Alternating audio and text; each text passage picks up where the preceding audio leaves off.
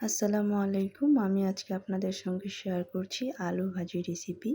তো আমি আলু ভাজির জন্য এখানে মাঝারি সাইজের 5টি আলু কুচি কুচি করে কেটে নিয়েছি এবং এর জন্য এখানে আমি 5টি পেঁয়াজ এবং প্রয়োজন অনুযায়ী মরিচ নিয়েছি।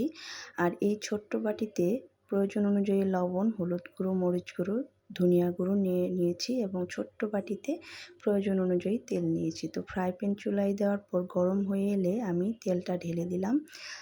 আর তেলটা যখন হয়ে যাবে তখন আমি এখানে আগে থেকে যে রেডি করে রেখেছিলাম বাটিতে পেঁয়াজ আর মরিচ, তো সেটা দিয়ে দিব। তবে তার আগে আমি 1 চিমটি লবণ দিয়ে নিলাম যেন তেলটা না ছিটকে যায়। তো পেঁয়াজ আর মরিচটা আমি এখন দিয়ে দিব রান্নাটা করার জন্য। পেঁয়াজ মরিচ দিয়ে দিলাম। তো এখন আমি এটাকে ভালো করে নেড়ে চেড়ে নেব তেলের সাথে।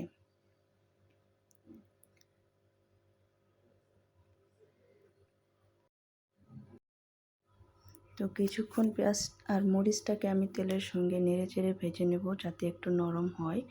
আর লবণ তো একটু দিয়ে দিয়েছিলাম আগের থেকে। আর এখন আমি বাকি মশলাটা এড করে দিচ্ছি। মশলাটা আগে দিলে হয় কি তেলের সঙ্গে একটু কষানো কষানো হয়ে যায়, তাতে এই মশলাগুলো দেওয়ার কারণে আলু ভাজিটার কালার এবং রঙটা খুবই সুন্দর আসবে। একটু নেড়ে চেড়ে কষিয়ে নিচ্ছি। তো এখন আমি আলুটা দিয়ে দেব,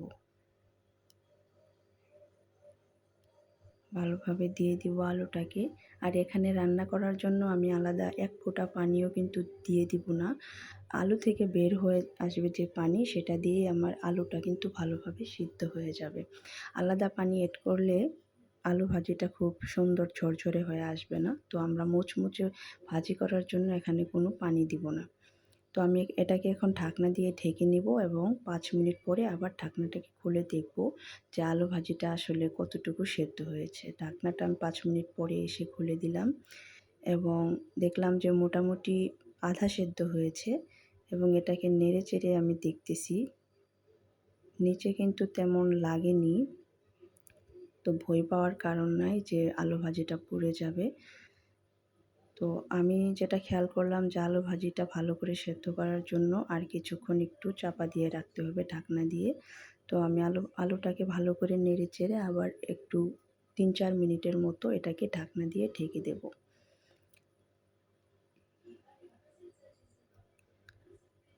ঢাকনা দিয়ে ঢেকে দিলাম এবং 4-5 মিনিট পরে একদম লো আঁচে রান্না করতে হবে এই আলু ভাজিটাকে। তো 3-4 মিনিট পরে আমি আবার ফিরে এসে ঢাকনা তুলে দেখলাম যে আমার আলু ভাজিটা প্রায় হয়ে গিয়েছে একদম। দেখেন কীরকম লাল লাল হয়ে গেছে ভাজিটা। তো আমি এখন এটাকে পরিবেশন করব।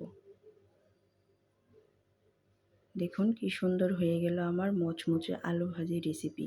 তো যদি ভিডিওটা আপনাদের কাছে ভালো লেগে থাকে তবে অবশ্যই সাবস্ক্রাইব করবেন, কমেন্ট করবেন এবং জানাবেন যে কেমন হলো আমার আলু